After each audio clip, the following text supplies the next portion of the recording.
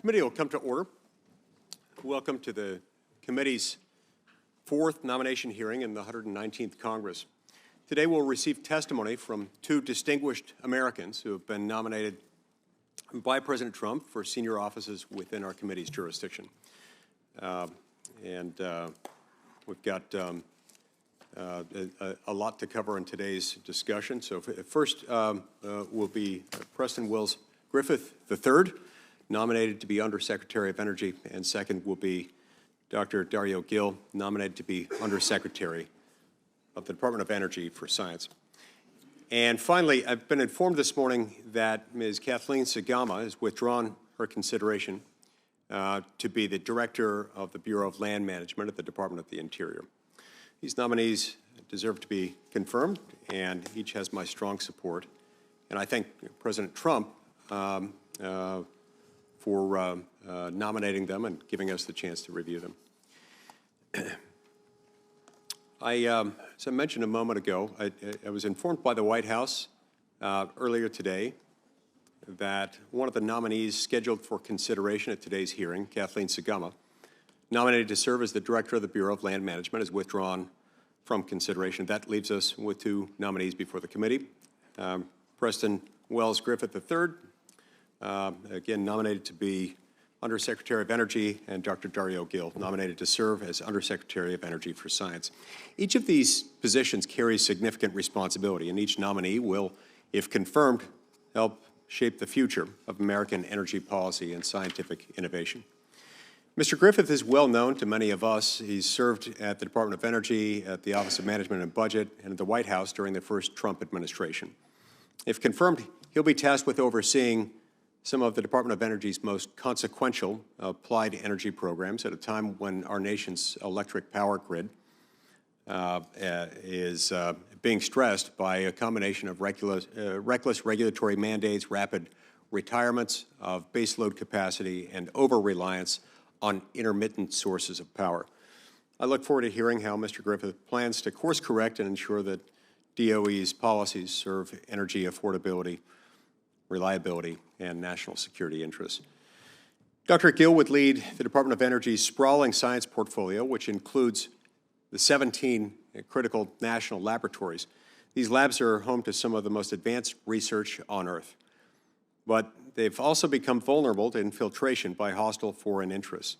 I look forward to hearing about how Dr. Gil will defend the labs from espionage, protect taxpayer investment, and refocus the Department of Energy's science mission on basic energy research that strengthens the U.S. economy. These nominees bring unique perspective and valuable experience to their respective positions, and I look forward to hearing how they intend to fulfill the responsibilities of their respective roles, and how they'll bring accountability, transparency, and balance to the agencies that they've been asked to head. With that, I now recognize our ranking member, Senator Heinrich. Thank you, Chairman Lee, and welcome, Mr. Griffith and Dr. Gil. The committee meets this morning to consider the nominations of Mr. Griffith to be Undersecretary of Energy and Dr. Gil to be Undersecretary of Science. I understand that Ms. Sagama will not be appearing before this committee today. The Office of Undersecretary of Energy was established in 1977 to perform functions and duties assigned by the Secretary, and the Office of Undersecretary for Science was added in 2005 to serve as the Secretary's Science and Technology Advisor, to oversee the Department's research and development programs, and to carry out additional duties assigned by the Secretary. The flexibility built into these two offices has enabled different secretaries to shift functions and programs between the two undersecretaries.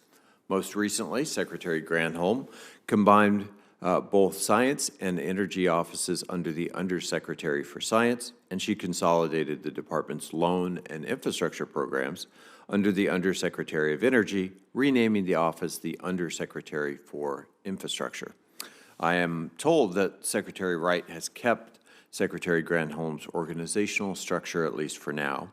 But I'm most interested to hear from Dr. Gil and Mr. Griffith what issues they believe will be in their portfolios, whether there are any plans or if there have been discussions about reorganizing these offices. Overhanging our hearing this morning are, of course, the reductions in the department's workforce, the grant and loan funding freezes, the contract uncertainties, and the so-called hit list of programs targeted for termination, all of which threaten the important work of the department. I will be particularly interested to hear from the two undersecretary nominees how they will balance their competing obligations to the president who has nominated them and the statutory requirements enacted by Congress governing the department's programs. Thank you, Chairman. Thank you, Senator Heinrich. Okay.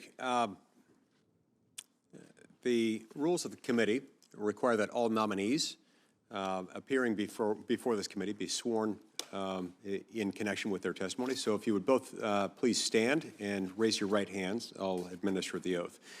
Do you solemnly swear that the testimony you're about to provide to the Senate Committee on Energy and Natural Resources will be the truth, the whole truth, and nothing but the truth? Thank you. Now, you may be seated. I'll have each of you begin your opening statements in a moment, but they're just three questions that are typically posed by the committee before we begin this process for nominees. First, will you be available to appear before the committee and other congressional committees to represent departmental positions and respond to issues of concern to Congress should you be confirmed? Mr. Griffith? Yes, sir. Mr. Gill? Yes, sir. Second, are you aware of any personal holdings, investments, or interests that could constitute a conflict of interest or create the appearance of such conflict should you be confirmed and assume the office to which you've been nominated by the President? No, Chairman. No. Thank you. And third, are you involved in or do you have any assets in a blind trust? No. I do not. Thank you. Okay, with that, we'll have you give your opening introductory remarks. Mr. Griffith, we'll start with you, and please feel free to introduce any family you may have brought with you. Thank you. Thank you. Chairman Lee, Ranking Member Heinrich, and distinguished members of this committee, it is a true honor to appear before this committee today as President Trump's nominee to serve as Undersecretary of Energy at the U.S. Department of Energy. I want to thank President Trump for nominating me to this important position. I'm grateful for the confidence that he and Energy Secretary Wright have placed in me. Before I begin my formal remarks, I would like to introduce the most important part of my life, my family. Joining me today is my wife, Catherine. In fact, today marks our 10th anniversary, wedding anniversary, and she's thrilled to be celebrating here in the Senate hearing. You're under oath, sir. I'm also proud to have our 8-year-old son, Wells, here with us as well. Their unwavering love, support, and patience have made this moment possible. I'd also like to recognize my mother, Donata, and my father, Preston, who is courageously battling ALS, also known as Lou Gehrig's disease, a horrible and progressive neurodegenerative disease. Since I was a boy, his strength has inspired me every day and does even more so today. Lastly, I'm joined by many dear friends in the audience, and I want to acknowledge I have a brother and 3 sisters and their families. They're all watching from home down in Alabama, probably texting me trying to figure out how to get the link to work. But I wouldn't be here without their support. Like President Trump and Secretary Wright, I have a deep passion for public service and appreciation for the role that energy plays in our daily lives. My first impressions about energy came as a young boy at our family-owned full-service gas station in Mobile, Alabama. My grandfather started working there after returning from the Korean War and eventually bought it. My father began working there when he was 13 and worked there until around 2020 when he was officially diagnosed with ALS and retired. Growing up, I spent my summers and holidays working alongside him, pumping gas, changing tires, and washing windows in the Alabama heat. It was there I first understood the real-world impact of energy. Not in theory, but in practice. I remember helping my dad change the gas price sign, learning about OPIC before I knew what the letters stood for. And when gas prices were high, I saw firsthand customers having to choose between putting $5 or $10 in the tank or buying groceries. When energy costs were high, Americans felt it immediately. Energy wasn't just a commodity, it was a lifeline. Above the 3-bay garage doors at the station was a sign that read, "Service is our business." That motto stuck with me. And in many ways, it shaped my life's path. It's what brought me to public service. Since leaving our family gas station, I had the privilege of serving the American people in multiple roles in the federal government. In President Trump's first administration, I had the opportunity to work at the Department of Energy in the Secretary's office, and later as the Principal Deputy Assistant Secretary for International Affairs. I then served at the White House as a Special Assistant to the President and Senior Director for Energy and Environment on the National Security Council, and later at the U.S. Development Finance Corporation. In each of these roles, I worked alongside many career public servants, scientists, engineers, and professionals who are among the best in the government. If I am fortunate enough to be confirmed, I look forward to returning to work with them and to serve with the same spirit of excellence and humility. I've seen firsthand the role that the Department of Energy and its 17 national labs play in securing America's energy future.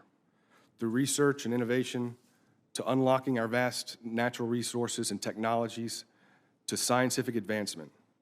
From fueling our economy, to powering AI data centers, to securing our national defense, energy is foundational to America's future. America must lead, not follow, in this next era of energy transformation.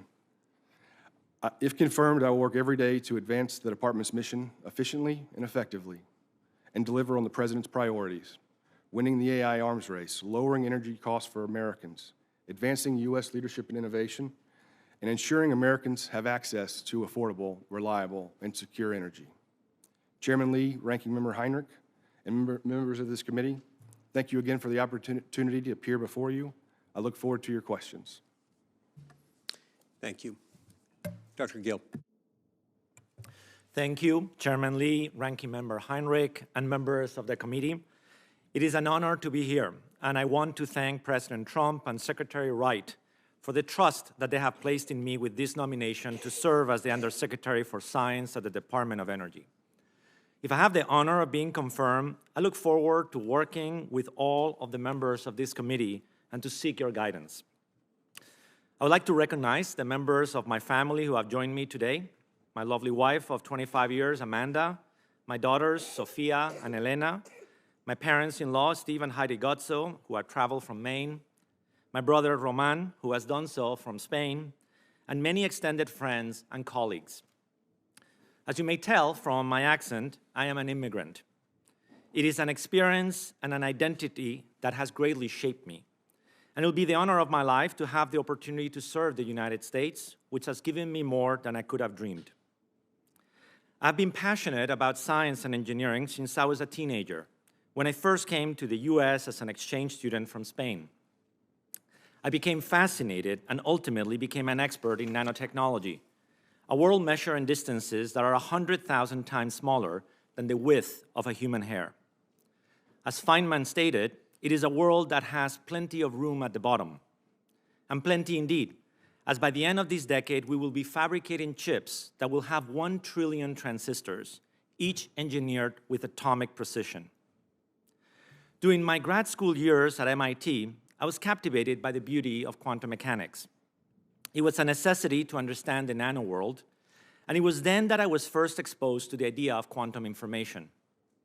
A little over a decade later, I had the great privilege to work with my IBM research team to create, in May 2016, the world's first cloud-accessible quantum computer.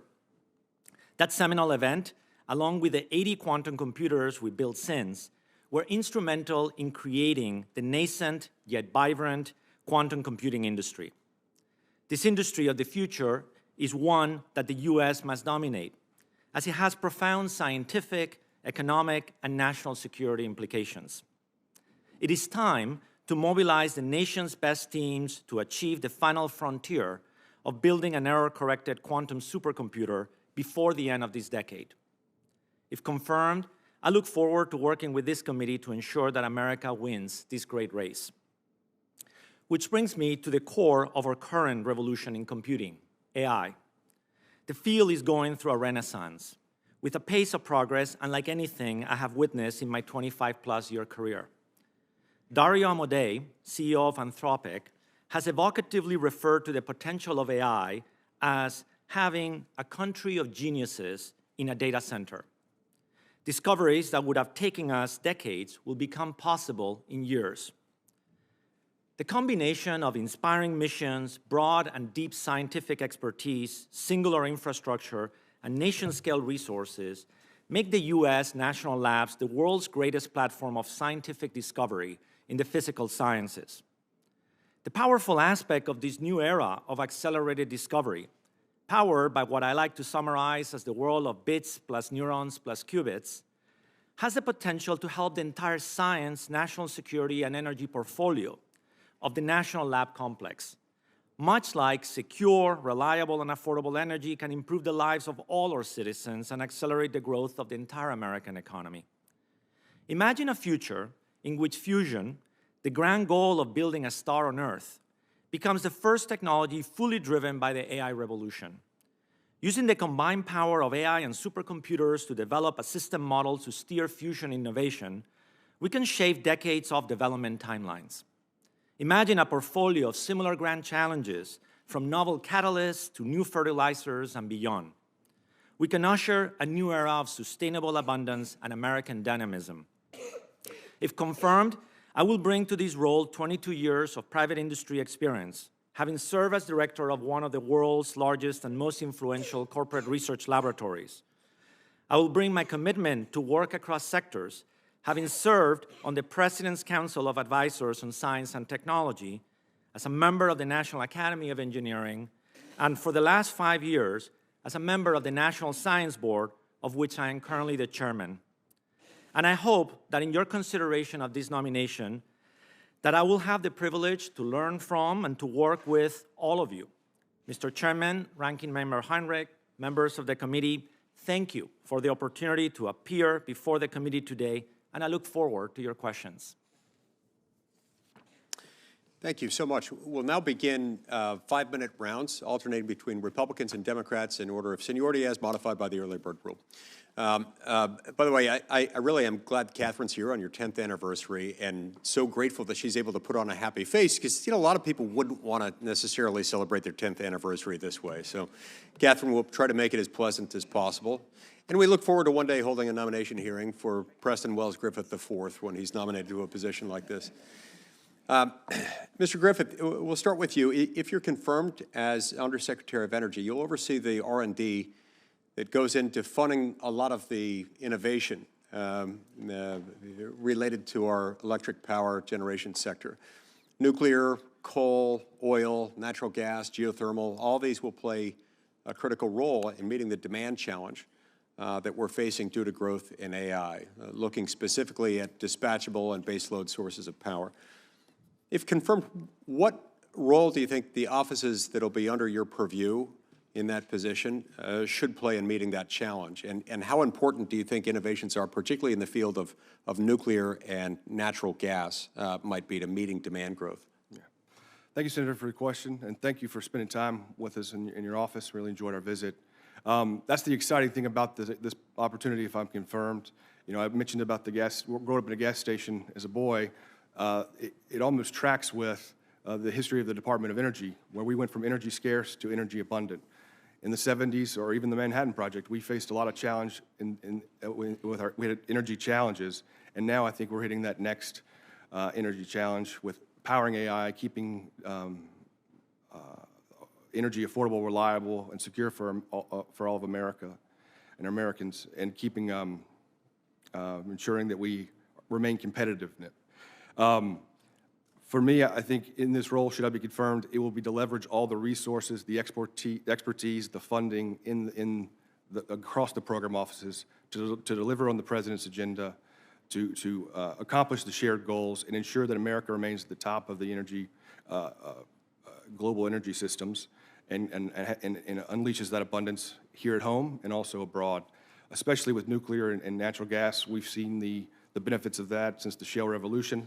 A lot of that technology came out of the department, but continuing to double down, using the expertise of the great Department of Energy engineers and scientists to leverage these energy technologies and sources for America, and again, for our partners and allies, especially with nuclear, and making sure this Generation 4 reactors and the next generation of reactors come to market, and we ensure that our supply chains are abundant and secure from uranium production, enrichment, and fuel.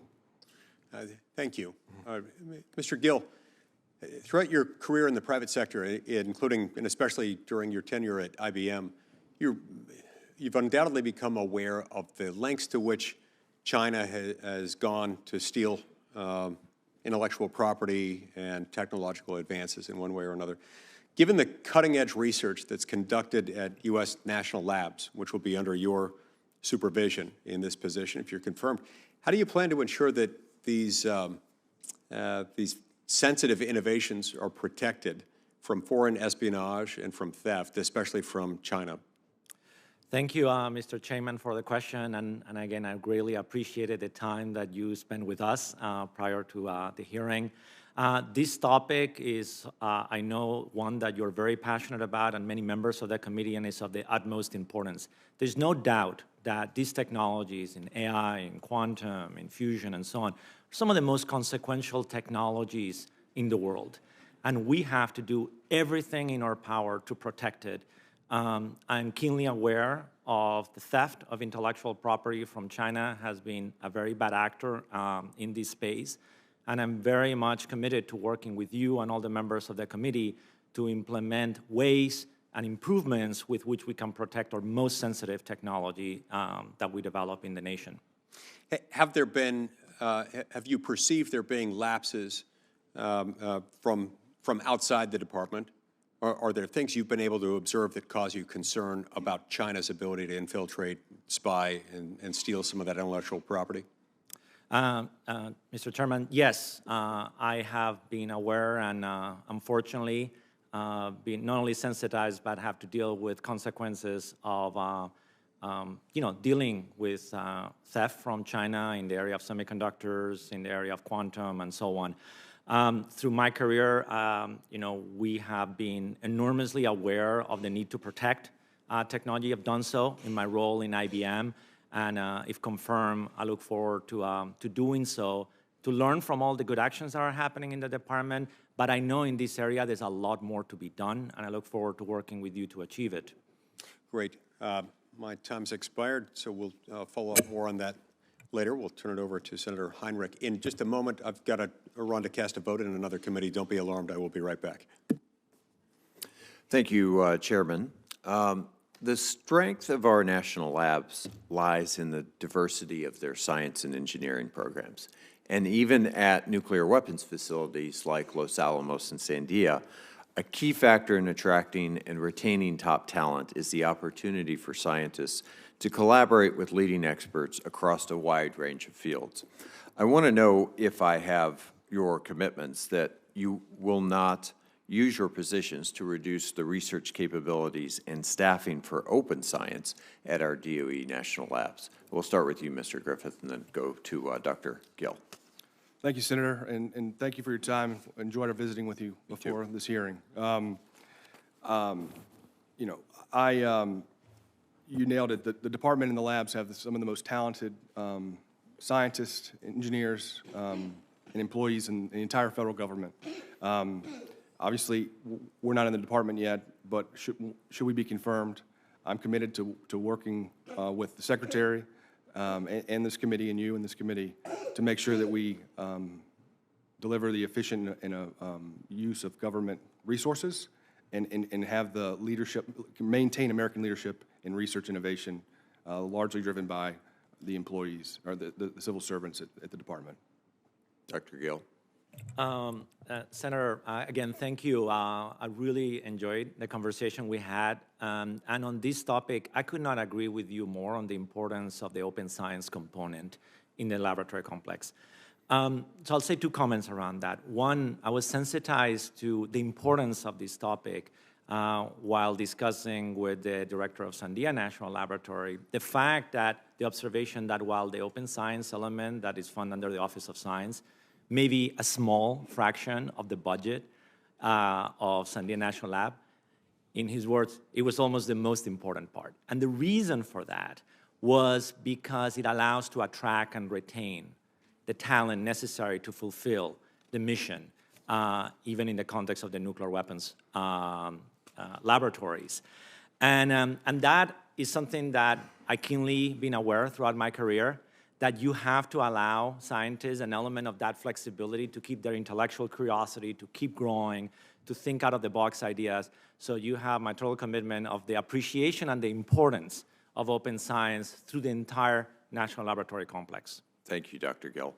Mr. Griffith, not an easy one for you, I suspect, but I'll be curious what your answer is. You have sworn under oath today that you will make yourself available to testify to Congress. But when the House of Representatives subpoenaed you to testify 6 years ago, you didn't comply with their subpoena. You didn't appear before the House. So to be clear, when you swore to appear, was your commitment to testify unconditionally? Yes, Senator, thank you for that question. As you know, that subpoena was related to the president's impeachment. The subpoena did not allow for White House counsel to be present, and thus the Department of Justice Office of Legal Counsel deemed it invalid and instructed us not to appear because it did not protect executive privilege for the president. So I am committed to following the law, showing up before this committee without subpoena voluntarily, and working with you and the members of this committee to execute the mission of the Department of Energy. For both of you, the power to rescind obligated funds rests with Congress. It doesn't rest with the executive, the department, or the Department of Government Efficiency, whatever that is. Do you both agree that the power to rescind obligated funds rests with the legislative branch? Thank you, Senator. Obviously, the Congress has the power of the purse. Should I be confirmed, I will first and foremost follow the law and executing on the laws of this body, and dispersing government funds, making decisions around funding or disbursement in the most efficient and effective way possible while being a good steward of American taxpayer dollars. Dr. Gill. Thank you, Senator, for the question. I'm absolutely committed to follow the law and follow congressional direction on appropriated funds. Great. Mr. Griffith, would you agree that in order to keep energy prices affordable for consumers, that we need an energy strategy right now focused on rapidly expanding productions from basically all available sources, including from things like renewables and storage? Thank you, Senator. Absolutely. We need all electrons, and we need them at a fast rate to meet the growing demand from AI, to meet the reshoring of American manufacturing, and to keep prices low for American consumers. And I think it's an imperative that we, as the department's history has shown, bring all those resources to bear for all energy sources that are secure, reliable, and affordable. My time has expired. Senator Hyde-Smith. Thank you very much, and I just want to congratulate all of you for being here today. These families are so proud of you, and it's so obvious, and I want to tell you how much I appreciate your character and your trust and the confidence we can certainly have in you to do everything you're supposed to be doing legally and binding to this Congress. I appreciate that. Dr. Gill, the United States has the opportunity to be a leader in integrating new technologies, whether it's traditional drilling, nuclear reactors, or hydrogen. These innovations could help meet growing demands for high-tech tools such as artificial intelligence that you've talked about that can be applied in virtually every sector of our society. From energy production to agriculture to manufacturing, during our meeting, you discussed the United States has the opportunity to be bolder and inspire new generations. It is no secret that we're falling behind China in nuclear and hydrogen technologies. So what do you see as the department's biggest challenges to fostering bolder innovations, and what steps need to be taken for the United States to become more of a world leader in energy and the technology development? Well, thank you, Senator. Meeting with you was such a great pleasure, and I really value the conversation. And you asked such an important question because we are indeed in a great race in leading the energies of the future and the science and technology portfolio of the future. So the stakes could not be higher. The positive message that I want to send is that we also have within our nation the capability to do what it takes to succeed. But to do that, we have to be very clear in our ambitions, in energy, on making sure that we unleash all forms of American energy, and to make sure that we have secure and reliable and affordable portfolio of energy sources, including the ones that you listed. And in the science and technology domain, we simply put, we just have to succeed in winning the AI race, quantum, in biotechnology, in fusion technology. But I'll leave you with this thought that what we are going to witness in the next 4 or 5 years are some of the most consequential advancements in technology, not just in the last 100 years, but probably that have ever been achieved. And you have my commitment to make sure that we, if confirmed, that we are going to marshal every resource that we have on working collaboratively with Wells and Secretary Wright and the entire team to make sure we succeed in this great race. Thank you so much. And Mr. Welch, I'm actually going to ask you the same question on the challenges, but I want you to know how much I appreciate our Mississippi connections and the service that you did our state. We're still benefiting from, and we're very proud that we had the opportunity to have you then, and we're very proud of where you are now. So what are the challenges, do you think, that you're facing based on that same line of questioning? Yes, Senator, thank you for the question. It was great visiting with you, and thanks for all you do for the state of Mississippi. I enjoyed my time there early in my career and for law school. I think, you know, we have a big energy gap to fill in the future. Electricity demand is skyrocketing. We have got to bring a lot more electrons to the grid. We've got to feed the rise in demand for AI, for the reshoring of manufacturing in the United States, and keeping our prices low, as well as sharing that abundance with our partners and allies. So I see this as, you know, just like the Manhattan Project or when Department of Energy started with the Arab oil embargo. This is a pivotal time for us to meet the challenges of the energy in the present and the future. And with all the technologies and science that's come out of the department over the last 30, 40 years, we look forward to taking those to market and deploying them commercially to fuel Americans' future and keep prices low and execute the president's agenda. Thank you very much, and I certainly enjoyed your stories about the gas station because Mississippi's a rural state, and especially in so much timber industry, when you're filling up a 200-gallon tank because you're a log truck about to go to harvest in the woods, it makes such a difference, and the future is so bright with people like you, and I certainly appreciate that. And both of you discussed with me that you view these roles together as a team, and that's very evident today, the way you're answering things. Should the department continue partnering with universities and private companies that are willing to make investments in research in our energy and high-tech future? And how do you see the continued partnerships benefiting our country? Thank you, Senator, for that question. It's an indispensable strategy to succeed. The United States spends about $850 billion a year in R&D. $600 billion of that is in the private sector doing R&D. So we have to do everything in our power to team, as you correctly pointed out, and work collaboratively in ways that achieve the national mission. And the university ecosystem has an indispensable role for that, as is the private sector that conducts R&D. Did you want to address that at all, Mr. Griffith? Mr. Gill and I I think hopefully we'll be a good team should we be confirmed. We look forward to working together and executing on that mission. So the team speaks as one. We'll go to Senator King. So what he said. Senator King.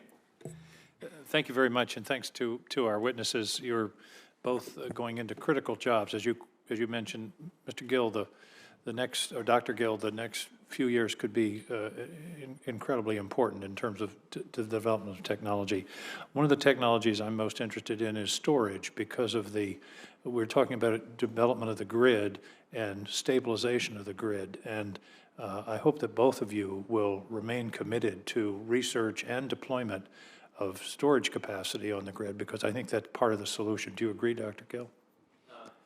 Thank you, Senator, for the question. Let me also just say that, since representing Maine, that I've had a long connection with Maine. My wife, Steve, and Heidi Gutz are here from Maine, so I've been going for Wonderful. many decades. So it's a pleasure. Tell her to tell her in-laws they saw me working. We'll do so. Thank you. We'll do so. And yes, I completely agree on the importance of storage technology. It's an essential part, not only already in present electricity systems, but also in the future. I'll also point out that within the science portfolio of the department, we also have a lot of opportunity to accelerate the opportunity for discovery of novel, and more safe and efficient storage technologies. So the commitment is twofold. It's both under recognition of the importance that storage plays in our energy system, but also that we have to do a lot of discovery to make sure that we can take very significant leap forward, which we can do by harnessing these capabilities on AI and in the future quantum computing as well. Thank you. Mr. Griffith, I presume you believe that storage is part of all of the above. Yes, Senator, absolutely. Thank you for your question. It's the holy grail. We need all energy sources, technology, and we need to bring them all to bear to meet this growing demand. Thank you. Mr. Griffith, I want to talk about 3 offices in the Department of Energy, and this is, the elephant in the room here is staffing cuts, and I just worry about these particular offices because of the important role they play. First is Grid Deployment Office. As you've already pointed out, we're headed into a time of dramatically increased electricity demand, but you can have all the production in the world, but if you don't have the grid capacity, it ain't going to get to where it needs to go. So I hope that you look on the Grid Deployment Office as an important important function of the Department of Energy in terms of the research necessary, but also just the support of the technology throughout the country. Is that a fair statement? Yes, Senator. I worked in the department in the first President Trump's first administration, and the work that the department does on the grid reliability and deployment is very important, especially in the years ahead. And obviously, not in the building presently, haven't been confirmed, but should I be confirmed, I look forward to learning more about all the activity and bringing that to bear. And part of that activity and part of that research is what we call GETS, Grid Enhancing Technologies. I hope that's part of the research because we don't have to build all new towers. We can reconductor and use that technology. Office of Cybersecurity, Energy Security, and Emergency Response. I've been working for 4 or 5 years on cyber, and our grid is a critical infrastructure and is also under attack. I have a friend in the utility industry who tells me that his electric company, is attacked 3 million times a day in cyber. So tell me about your thoughts about what they call CSER. Yes, sir. Thank you, Senator. CSER is a very important tool for the department and for industry and its stakeholders to prevent against the threat from state and non-state actors, but also weather events and other vulnerabilities to the grid. And I think the mission is important, and should I be confirmed, I look forward to working with that and prioritizing the mission of CSER to make sure that America's grids are protected, secure, and reliable. I think that's an absolutely critical mission. Thank you. And then the final office is the Office of Clean Energy Demonstration, and this is required by law, Section 41201 of the Bipartisan Infrastructure Law. And I think you've testified your intention is to follow the law. So I hope that includes maintaining the vital programs under this Office of Clean Energy Demonstration. Thank you, Senator. I absolutely committed to following the law first and foremost. Again, not in the building, not working in the department yet, but look forward I've read the reports about OSED and the work that it's doing, but look forward to learning more and making sure we're effectively and efficiently deploying those resources. Well, I get a weekly report on energy costs, which include electricity costs from a variety of sources. I'd point out that the cheapest forms of energy today are solar and onshore wind, and they can also be deployed the fastest. If you wanted to build a gas turbine plant, a gas generation plant today, it would be 5 years before you could even get a turbine because of the backlog. So I hope that, as I say, all of the above includes renewables. Does it? Senator, yes, for me, it includes all energy sources and technologies that are secure, reliable, and affordable, and we need them all because we need more electrons. The electrons don't know how they're generated. So, look. Thank you. Thank you very much. Congratulations on your nomination, gentlemen. Senator Justice. Thank you, Mr. Chairman. Let me just say just this, to all of you, and especially to this little fellow, and he's just as beautiful as anybody could ever be. But we got a lot at stake. And at the end of the day, we've got him at stake. We've got all of you at stake. But I think your roles are going to be so unbelievable and so challenging and so wonderful going forward, it'll be off the chart. It is important beyond belief. Now, if I could just tell you just this, I'm from West Virginia, and we forevermore have been an energy state, and we know energy. Like Bo Jackson, would have said, Bo knows. Well, I know as far as energy. And I love the fact that both of you seem to be stuck on. And I love that too, because enthusiasm is contagious. And so I congratulate you on lots and lots and lots of different levels. We all know just one thing that is so simple, and that is just this. We're going to spin around in a year and a half from today, maybe as far as 3 years from today, and we're going to have a demand for electricity that is double what it is today. What are we going to do? What are we going to do? At that point in time, are we going to decide? Are we really going to decide between homes and industry? Are we going to combat one against the other? Because we can't do them both. Oh my gosh. Baby dog's here. Okay, well, I'll hold baby dog in just 1 second. Let me halfway finish now. That just threw me way off base. Baby, calm down. Okay. All right, forget that. No, let me just say just this. I embraced all the energy forms, and I would continue to do exactly just that. Now, just stay with me just 1 second. If it is a level playing field for all energy forms, we cannot subsidize certain things and disadvantage other things, because we're going to awaken to a bad day. I hope to goodness that you'll always do just this. You'll always know how hard our coal miners have worked, and coal should play a really important role. So with all that being said, let me just ask a couple of questions real quick. The first question is just this.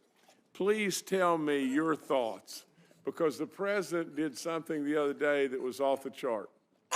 You see, what he did the other day that I think was off the chart was just this.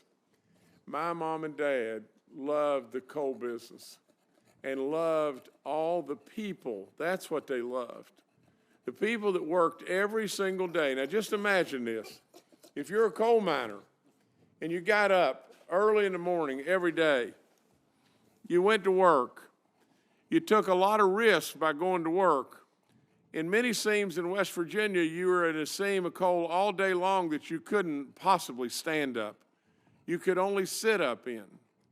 With that, you provided so much either power or metallurgical coal, which goes to make steel, that absolutely fueled us in our world wars and on and on and on.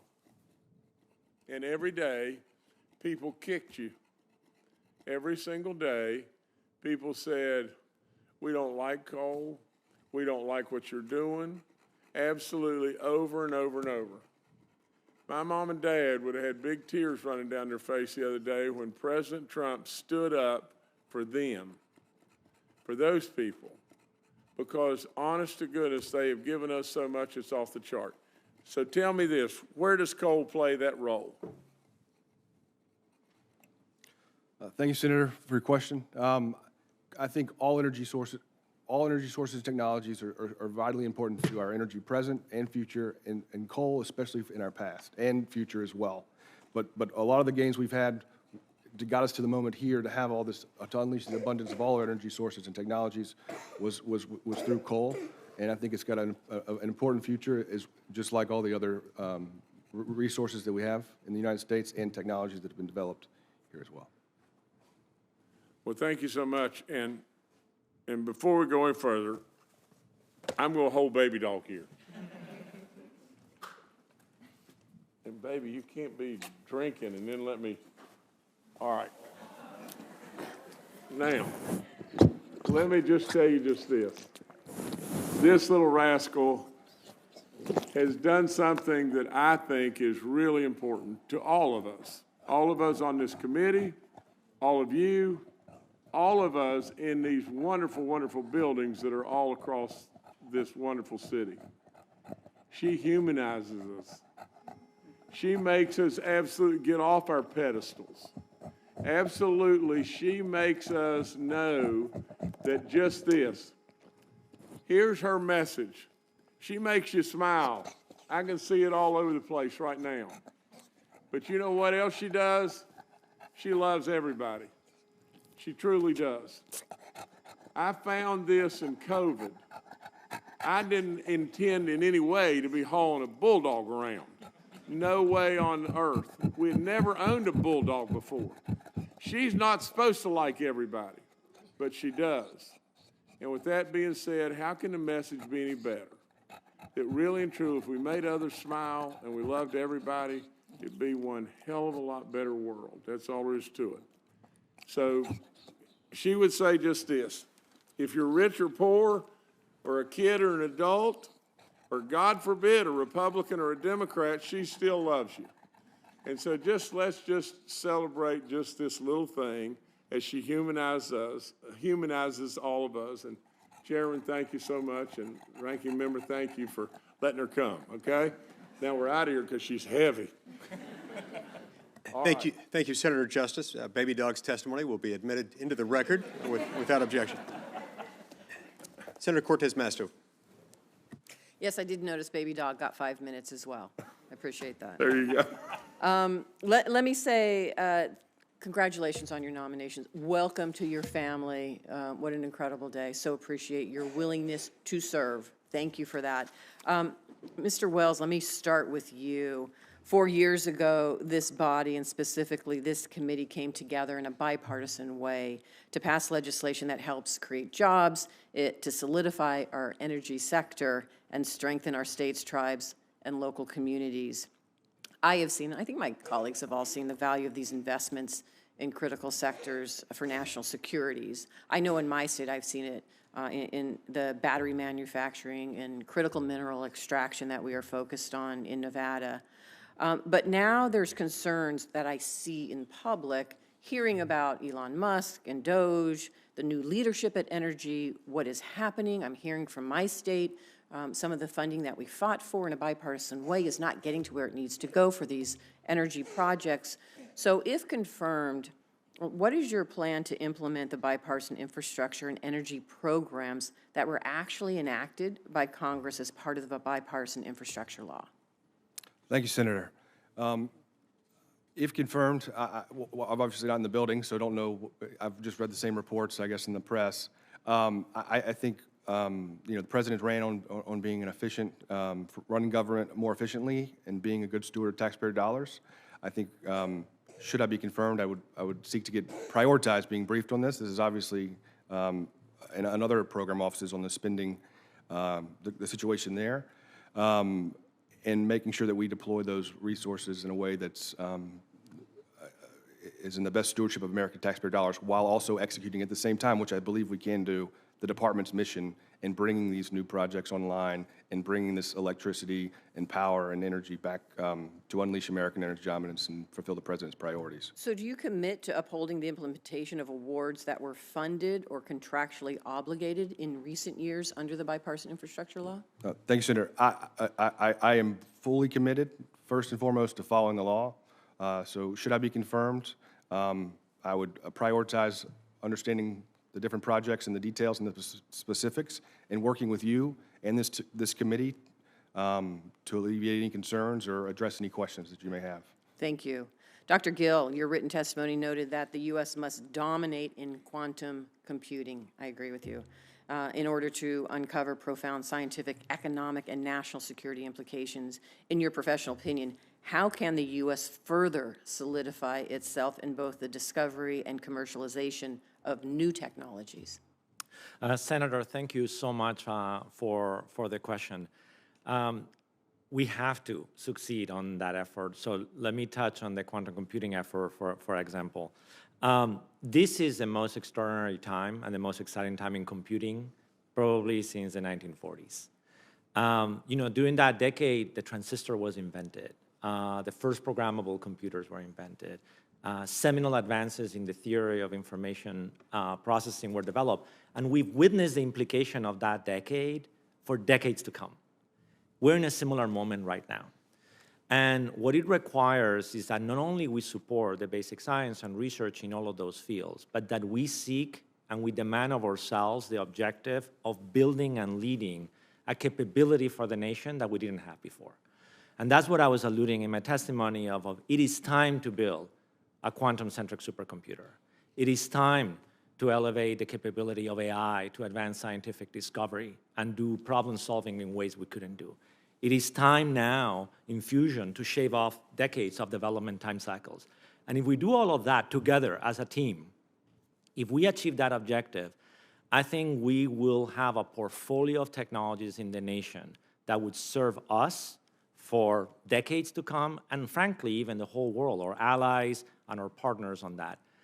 On the downside, if we do not succeed on those, and we have rival nations like China get ahead of ourselves on that, the consequences will be terrible. So we have no choice but to succeed, and you have my full commitment to work with all of you to make sure we do so.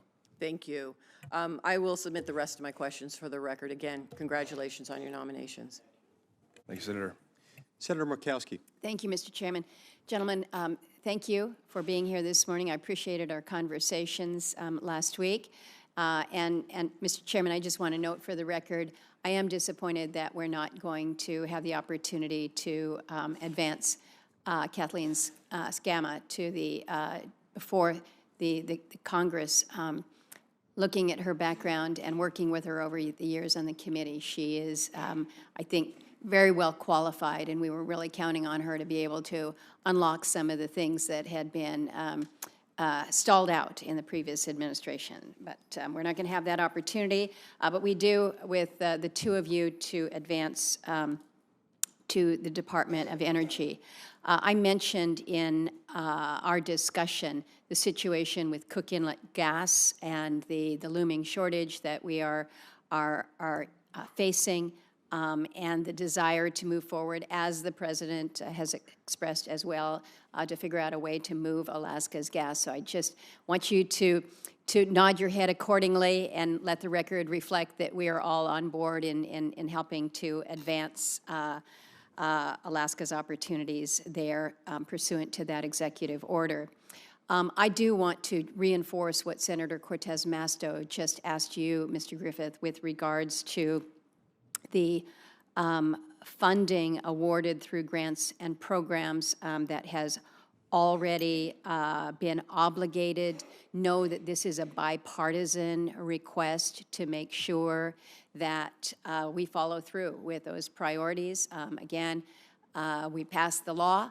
The Bipartisan Infrastructure Act is law, and I think about the many, many benefits that we have seen through energy innovation and the projects that have really made a difference on the ground. So you've indicated that you intend to follow that law, but I would hope that you could look expeditiously at how we might be able to release those funds that have already been obligated. I also raised an issue with you in my meeting, and this relates to the Office of Indian Energy. As you know, I'm chairman of the Senate Committee on Indian Affairs, and we had really looked to the Office of Indian Energy as an area where we could make some significant advancements in places where we just have met all kinds of barriers that were unnecessary. Unfortunately, that program didn't do as much as we had hoped in the last administration. The focus was almost entirely on solar projects, but as much as solar might help us in Alaska, there's also so many other pressing needs. Right now, most of my communities in the rural areas are powered by diesel generation. They don't necessarily want to be, but that's our reality. But we have bulk fuel storage issues that are like heartbreaking in understanding how we can address some of the infrastructure vulnerabilities. The Tribal Energy Financing Program closed its first tribal loan guarantee this past September, the first one. And it took them as many years as they have. So I would just ask both of you again to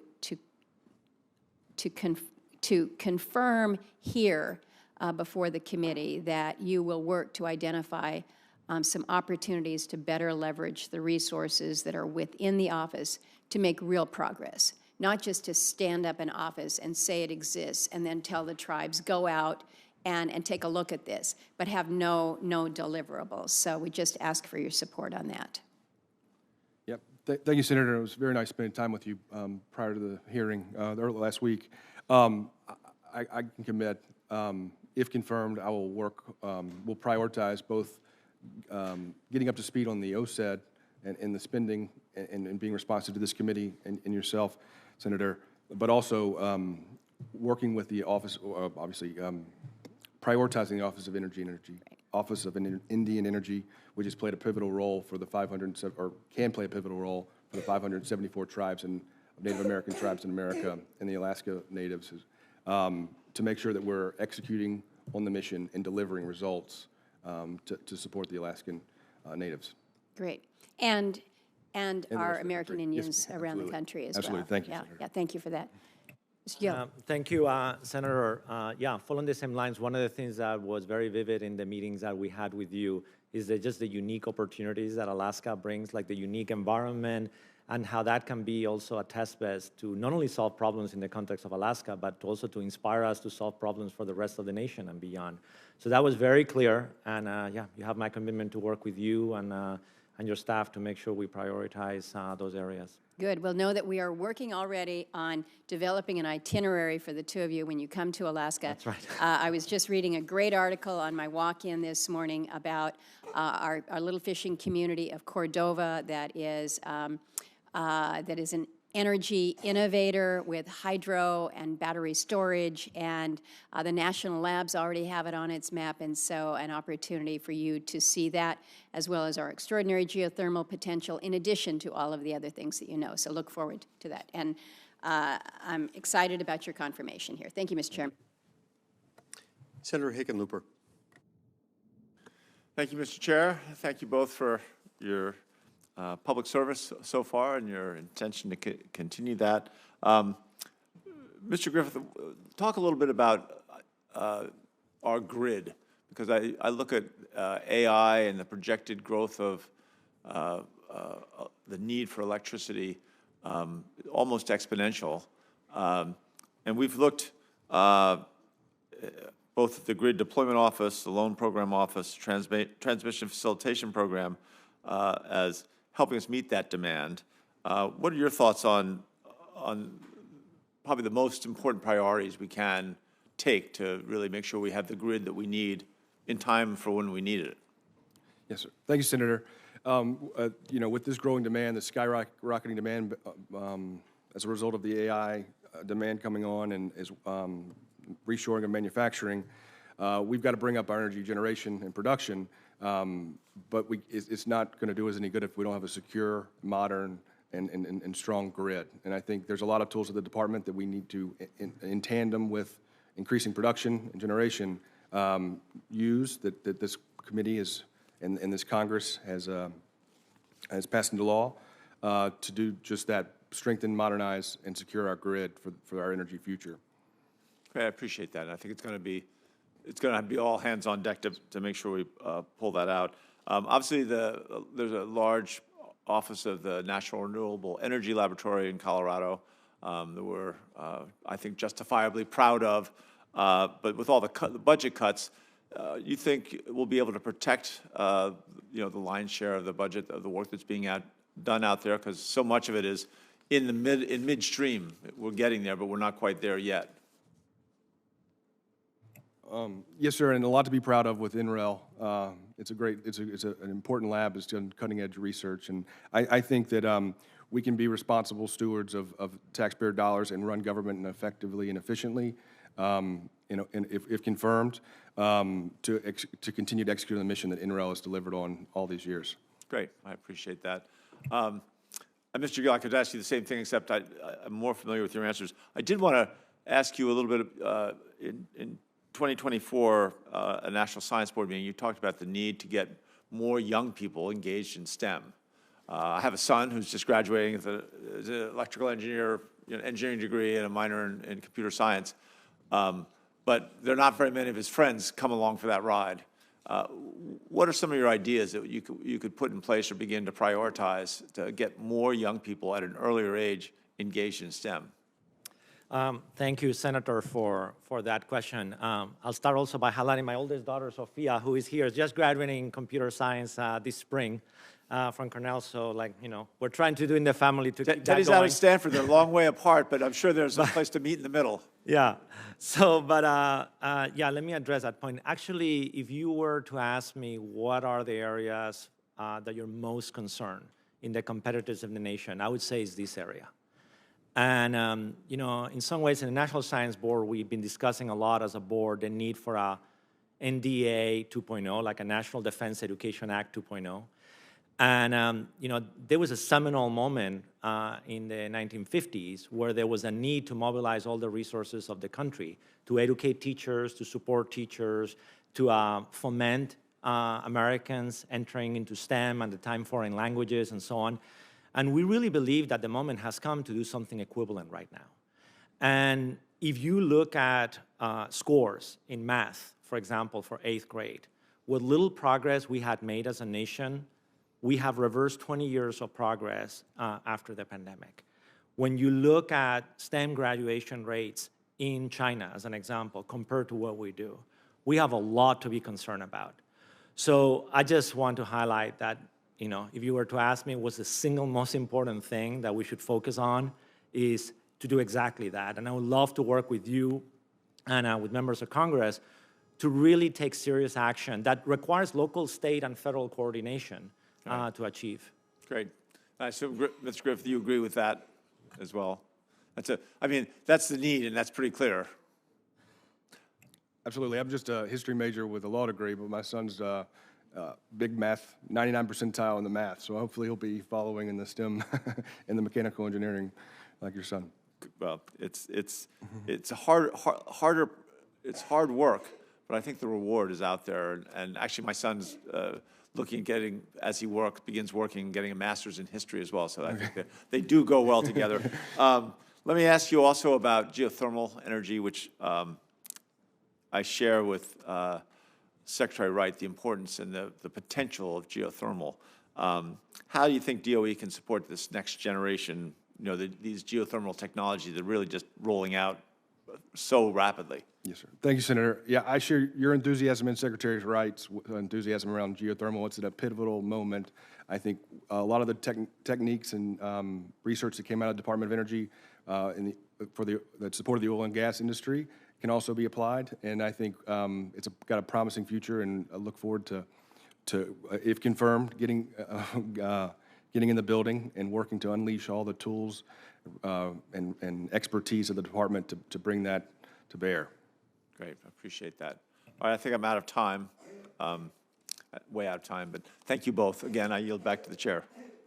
Thank you. Senator Cantwell. Thank you, Dr. Gill. I represent Bill Nye the Science Guy, but I'm more than happy to say Dr. Gill, the DOE Science Guy, and make sure that we keep our investments. One of those investments is in the area of AI and quantum. Both the Pacific Northwest Lab and Microsoft are using quantum computing and AI high conformance for all sorts of different issues already, battery research, computer approaches, simulating turbulence, superconductors. So do you support the National Quantum Initiative reauthorization? And if confirmed, would you work with my staff and members of this committee to advance it? Senator, thank you for your question and for your support on these topics for so many years. Really appreciate your leadership on that. You are not going to find a more enthusiastic person on supporting the National Quantum Initiative. And my challenge would be, like, how do we become even bolder on what we achieve on that? And the way I frame that thinking is not only do we need to support the centers that the National Quantum Initiative created and the fundamental science, but we gotta now combine that aspiration with delivering a capability for the nation. So just like in the past, we build CPU-centric supercomputers, like recently we built GPU-centric supercomputers, we have to build a quantum-centric supercomputer. And that will mobilize and activate the National Quantum Initiative centers towards a goal. And we have to deliver that goal. So huge supporter of that effort. So that's about test bedding. Test bedding is an element, but it's also to use all of those things, the scientific research, the test beds, but to give it a goal is build a capability with this performance at this cost, just like when we would build in the past El Capitan or any of the supercomputers, there's a definitive timeline and definitive set of dollars to deliver a capability that leads the world. I think we need to do the same thing in quantum. Thank you. Thank you. Appreciate that answer. Mr. Griffith, obviously I'm a big supporter of BPA and what it delivers in cost-based power. I think we need to give BPA more support, not less. They have committed to $5 billion in grid upgrades using borrowing authority this committee approved as part of the Bipartisan Infrastructure Act. I want to submit a letter for the record a article for the record written by two former BPA leaders, Randy Hardy and Steve Wright. And I want to quote, they say, quote, "We can say with confidence is the level of risk now with the existing workforce reductions is unacceptable, and at some point further reductions would make outages practically inevitable," end quote. So that concerns me when two former BPA administrators make those kind of statements. I appreciate that DOGE has already allowed the BPA to rehire some of those probationary employees, but I want to ask you, do you believe BPA's workforce should be exempt from the current hiring freeze and future force reductions? Thank you, Senator, for your question. Well, obviously haven't been confirmed and don't know. I've read similar reports, and I don't think I've saw that one that you submitted for the record. But should I be confirmed, I look forward to getting up to speed, prioritizing it. I worked in the last Trump administration, the first one, and understand the important role that BPA and the power marketing administrations, other PMAs have in delivering affordable, reliable energy from our hydroelectric resources. And I'm committed to working with you and your office, this committee, to do that, should I be confirmed. Do you commit to articulate BPA's safety and reliability role when considering any RIF proposals? Senator, again, I don't know exactly what's happening in the department or any discussions, but I will prioritize working with the secretary, the deputy secretary, and the rest of the team on this issue, if confirmed, to... I'm just asking you whether you will raise safety and reliability roles. That's a pretty easy... Oh, safety and reliability are obviously very important to the grid. BPA and all of the utilities and PMAs, and I think we'll continue to prioritize the reliability, the security, and the resilience of our grid, including at the PMAs. Do you commit to pose any proposal to auction off PMA assets, including those owned by BPA? Sorry, could you repeat the question? Yes. Do you commit to oppose any proposals to auction off PMA assets, including those owned by BPA? Yes, Senator. I think BPA is a very important piece of the department, and it played an important role. I'm not aware of any discussions or conversations about selling it off, but I think I don't, so I really can't commit. I think if Senator Risch were here, he'd be backing me up at this moment, and he'd be encouraging you to say that you don't believe in selling off BPA, but I don't know what the, if there's, not being confirmed, I don't know any conversations they're having in the building. I wouldn't see it's not something that I would be a proponent of. thank you. Thank you, Mr. Chairman. Thank you, Senator Cantwell. I want to thank our witnesses and for their testimony today. We sometimes have a chance for a second round. We don't have that today. We've got votes being called. So any additional questions will be submitted in writing for the record. Questions for the record for the hearing are due by 6 p.m. Today. The record of the hearing will remain open for statements until 6 p.m.